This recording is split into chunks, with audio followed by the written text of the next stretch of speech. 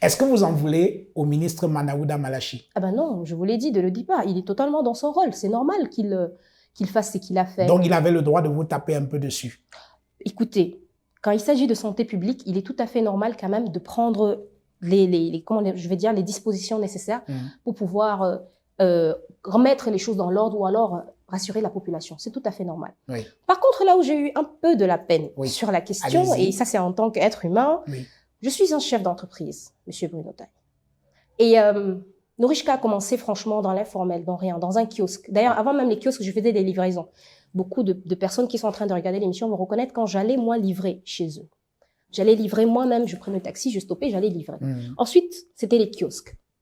Ensuite, on a grandi au fur et à mesure, Je suis une entreprise qui est née de zéro, qui n'a jamais eu aucun crédit pour pouvoir exister. Je me suis battue pendant pratiquement 10 ans. Et Nourishka, c'est vraiment le commencement. Mais grâce à Nourishka, vous avez d'autres produits de la marque. Ça veut dire, vous avez Nora Choco, vous avez Nora Milk, vous avez Agriap, des dérivés qui sont tous venus après Nourishka. C'est la base, c'est le fondement, ça a commencé là. La petite fille qui n'avait que 24 ans lorsqu'elle lançait son entreprise et à laquelle personne ne croyait.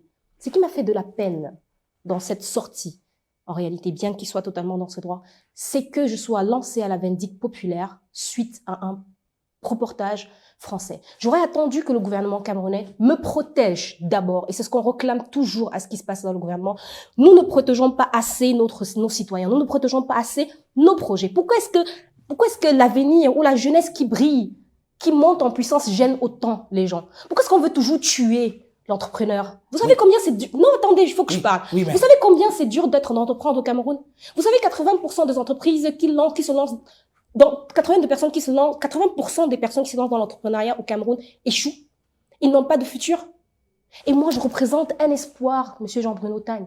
Je représente un espoir. J'ai fait ce que beaucoup de jeunes n'auraient pas pu faire. En vendant des produits sans avoir j'ai pas obtenu l'autorisation, je suis tout à fait d'accord. Mais il y a quelque chose, il y a une étape avant la pression. Oui. C'est l'encadrement et l'accompagnement. Est-ce que j'ai été encadrée? Est-ce que j'ai été accompagnée? Est-ce que j'ai reçu un avertissement? Non. J'ai été directement à la répression. Et en plus, ça s'est fait après le reportage d'une chaîne étrangère.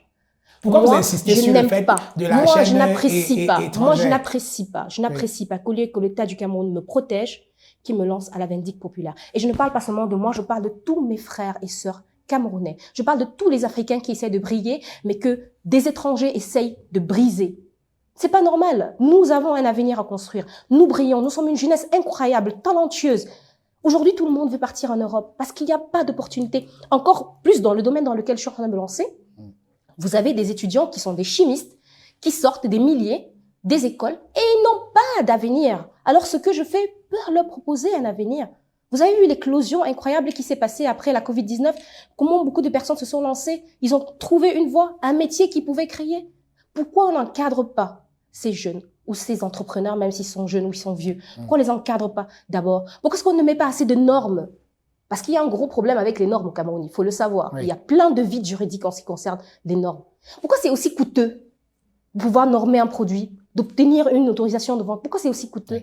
Pourquoi tuer l'entrepreneuriat? Pourquoi ne pas accompagner? Pourquoi ne pas avoir des mesures? Et vous savez, à l'Assemblée nationale, moi, je fais toujours tout et tout pour me battre pour ces jeunes-là qui n'ont pas de voix, qui sont à mon image. Boa go to Doha. Allongez-vous confortablement, fermez les yeux et laissez-nous vous transporter à la World Cup FIFA Qatar 2022 pour encourager les Lions. Tous derrière les Lions. Boa go to Doha, charter de touche à tout en partenariat avec Qatar Airways et Match Hospitality.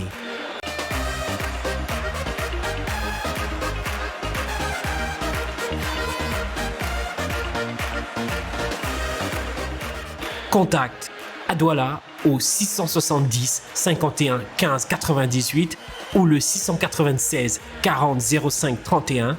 À Yaoundé au 651 15 27 27. Boa go to Doha.